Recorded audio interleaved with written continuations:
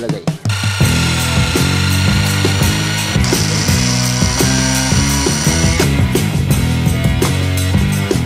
So yun ang bracket natin.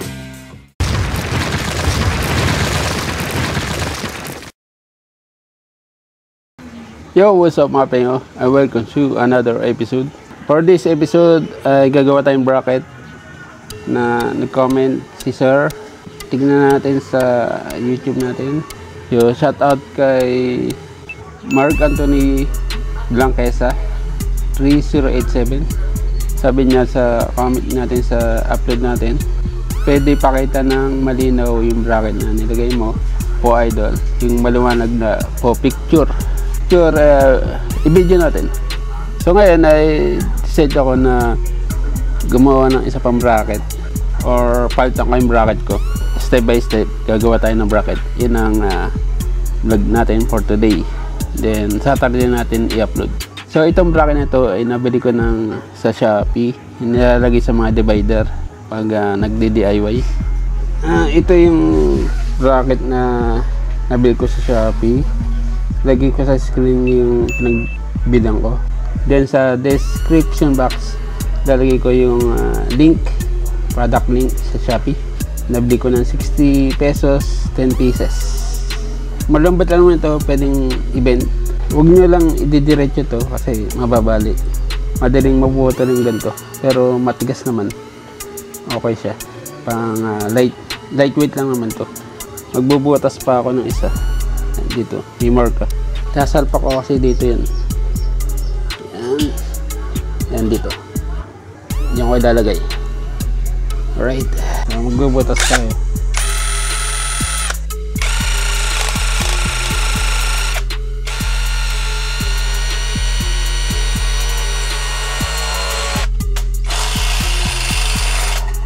Gamit tayo ng parang kikil pero pabala.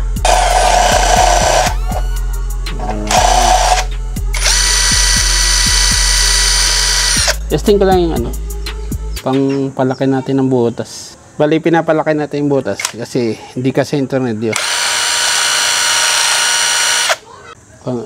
Kasya na.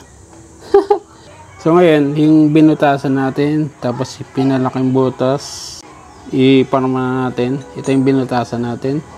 Lagyan natin dito sa may suspension.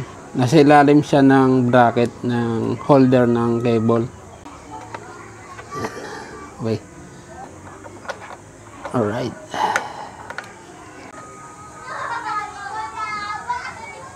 Lagay ko lang yung nut.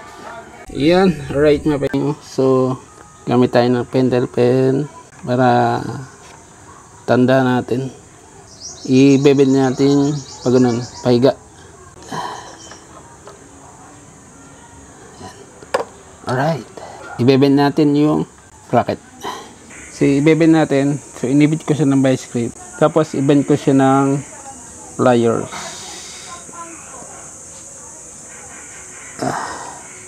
Ingat lang, baka maputol eh. Then, saka natin susukatin.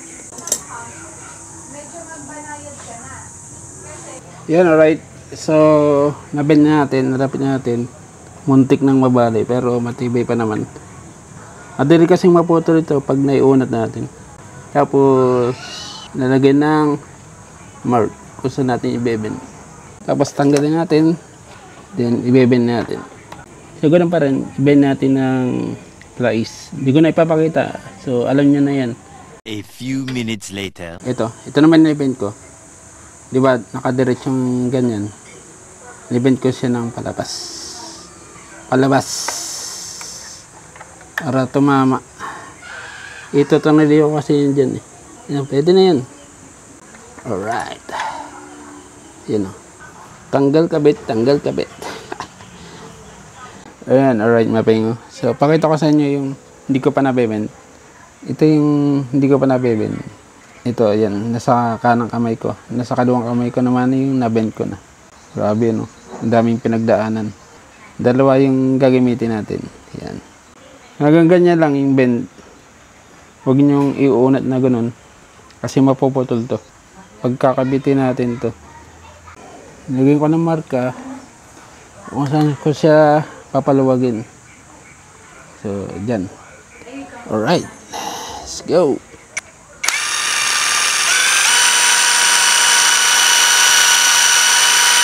Kabila.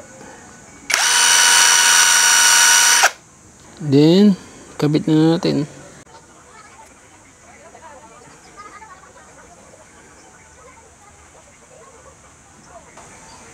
Yan.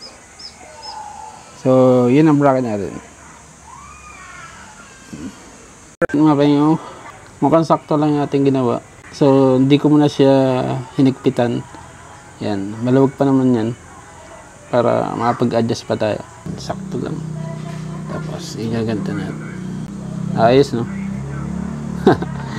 So, ito, higpitan natin to. Alam na natin sakto na. Yung gagamitin yung tools, depende sa bolt nyo. Bolt and nuts. Alright.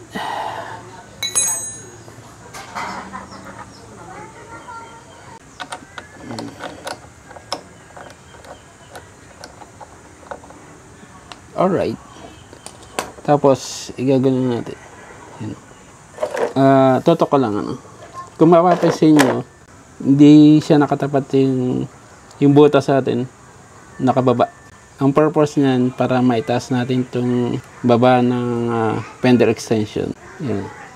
Kung wala pang butas yan, iangat nyo muna to yung nasa fender extension.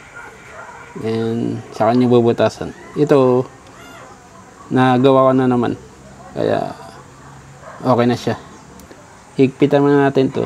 So, sundin natin yung torque value. 10 Nm of torque. Yung ginagawa ko, ano muna, mano-mano muna. Higpitan natin ng konti. Yan, ganyan. Tapos, gamitin natin ng torque range. Nasaan ba yun? Nakaset na sa 10 Nm of torque yung ating torque value. Yan. Okay na. Rinig niya ba? Okay na siya. Lagay natin itong bolt. Yan. Then, yung nut. Ikabit muna natin.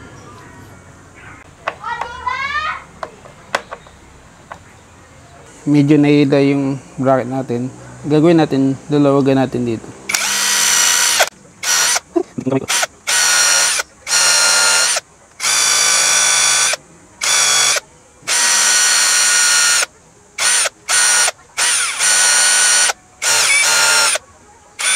Yan, malaki na.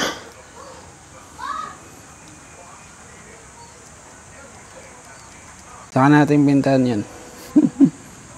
Pag kinalawang. So, ang purpose niyan, kaya inabahan ko yung butas para may adjustment. Nahila yung fender. Pag nahila yung fender, yung kabila sasayad. Alright. So, ito okay na, no? Naka-permi na yan. Parang i-adjustment.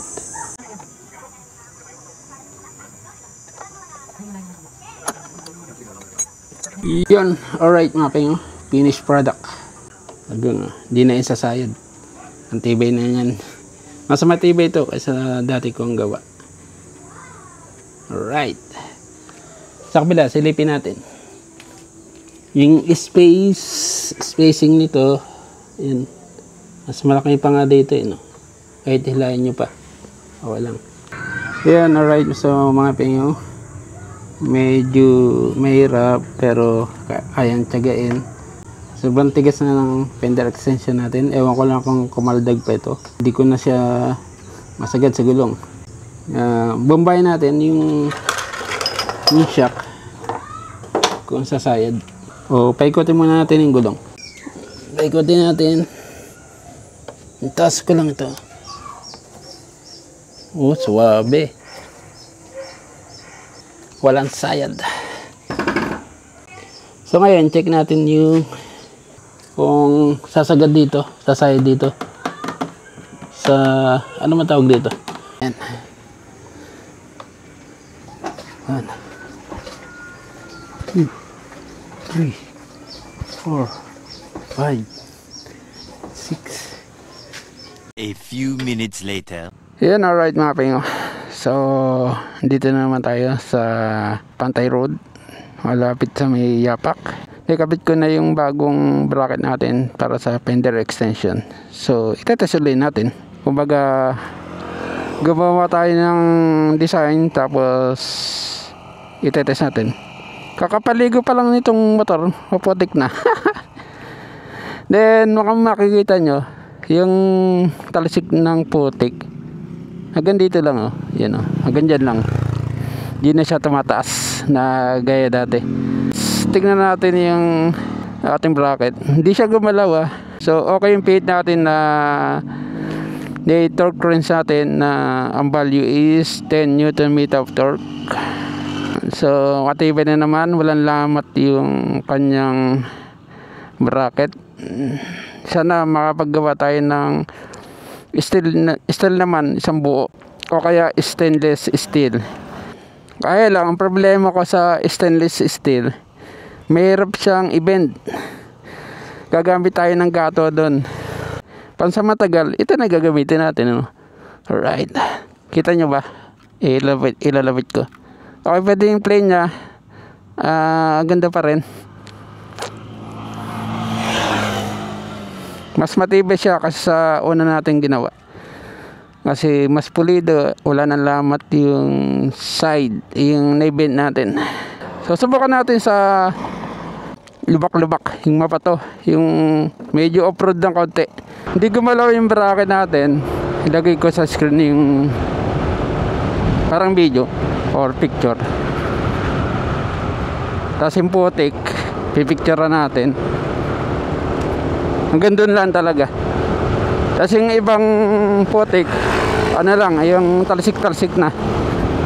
O, ito, may asfalto na bako-bako, lubak-lubak. Okay naman siya. Sa patag, okay. Ito, may bato-batong konti. Lang nga, madulas. Daan-daan lang tayo. So, malapit na tayo sa bato-batong lubak-lubak.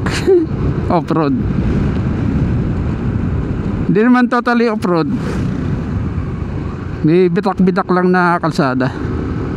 Mga ganyan takbo. So okay pa naman. Pero may narinig pang konting-konti. Hindi naman totally mawawala yan, no? Yung ating dadaanan lubak, yung mababaw lang. Yung kaya ng mags. Yan na, right, dito na yung lubak-lubak. Daanan natin yung mga dapat daanan. Ito, daanan natin. Konti lang, parang di siya tumatama sa gulong natin, eh. Normal na tunog lang.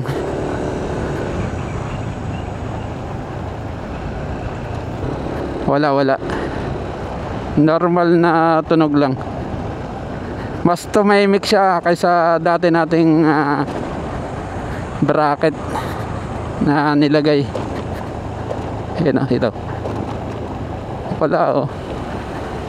Ang galing. So wala akong binibenta na ganito. Kumbaga ginawa ko lang. Ito ay DIY lang. Kaya walang mabibilhan nito. Yung mga parts lang yung may tuturo ko. So ito yung parts na hindi siya magaanong matibay, no? Pero pwede nang pagtiyagaan pansamantagal. Tapos siyempre iba-iba yan sa iba-iba yung performance. Kapag matigas ang gulong mo, malambot ang gulong mo, siyempre kapag matigas ang gulong mo, mas tutunog to kasi walang diretso impact. Pero pag medyo malambot ang gulong mo, medyo control yung kaldag. Kumbaga smooth ang pagtalbog. Yan, alright, mapping, oh. Yan lang ang ating vlog for today.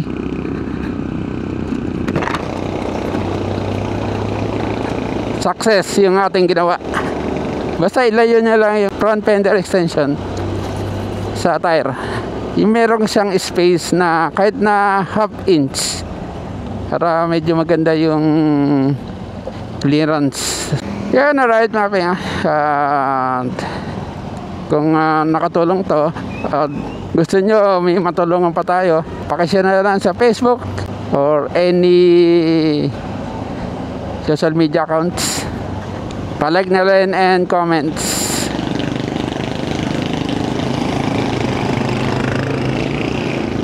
Alright mga pengo, huwag niyong kakalimutang mag-subscribe. Magpadami pa tayo. Hit nyo lang yung subscribe button and bell notification for more updates and episode. Alright mga pengo, stay safe and ride safe always, and bye bye.